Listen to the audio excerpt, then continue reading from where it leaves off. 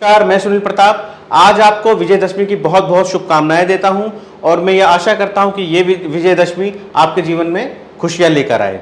Shri Ram group of education की तरफ से आप सभी को विजयदशमी की बहुत बहुत शुभकामनाएं। आइए हम इस विजयदशमी को बहुत उत्साह से मनाएं। जैसा कि हम सभी जानते हैं कि इस दिन पर, इस विजयदशमी को भगवान श्री रामचंद्र जी ने दशकंधर का वध किया था और अच्छाई पे बुराई की जीत स्थापित की थी।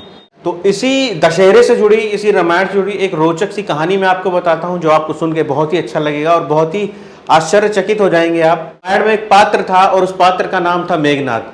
मेघनाद को आप अच्छी तरह से जानते होंगे कि मेघनाद दशकंधर यानी कि रावण का पुत्र था। वो बहुत ही शौर्यवान था, बहुत ही बलशाली था। इसी के बारे में, उसी पात्र के बारे में आज मैं बात करने वाला हूं आपसे, उनके बारे में कुछ रोचक तथ्य बताने वाला हूं। अगर आपकी पत्नी सुलोचना लक्ष्मण जी की बहन थी, अब ये सुन के आपको थोड़ा सा अचंभा हुआ होगा कि ऐसा कैसे हो सकता है, ये तो हमने कभी सुना ही नहीं है। लक्ष्मण जी शेषनाग का अवतार थे और जो सुलोचना थी वो नागसुता थी, यानी कि वो नाग कन्या थी। इसी तरह से लक्ष्मण जी और सुलोचना भाई बहन हुए।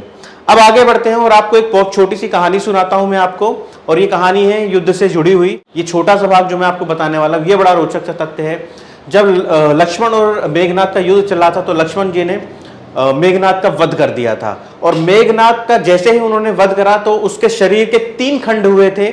उसका धड़ अलग हो गया था, उसकी मुंडी अलग हो गई थी और उसकी दाहिनी भुजा अलग हो गई थी। तो जो सर था वो भगवान श्री राम के पास जाता है और धड़ जो रण था वहीं पे गिर जाता है, और जो दाहिनी भुजा थी वो उड़कर सुलोचना के पास जाती है। सुलोचना बैठी अपनी सखियों के साथ श्रृंगार कर रही होती हैं, तो वहां पे सुलोचना अपनी सखियों से बोलती है कि ये भुजा किसकी है, कृपया मुझे बताइए।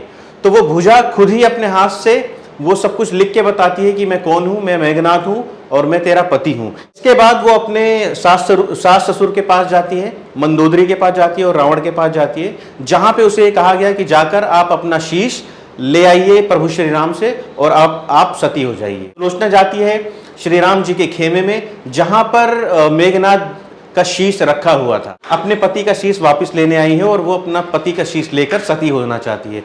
लेकिन वानर सेना ने प्रभु श्री रामचंद्र से कहा कि आप प्रभु इनको शीश ना दीजिए। तो उन्होंने कहा ऐसा क्यों है? तो उनको ऐसा कहा गया, पतिव्रता नारी थी तो ये इसका पति कैसा मर गया।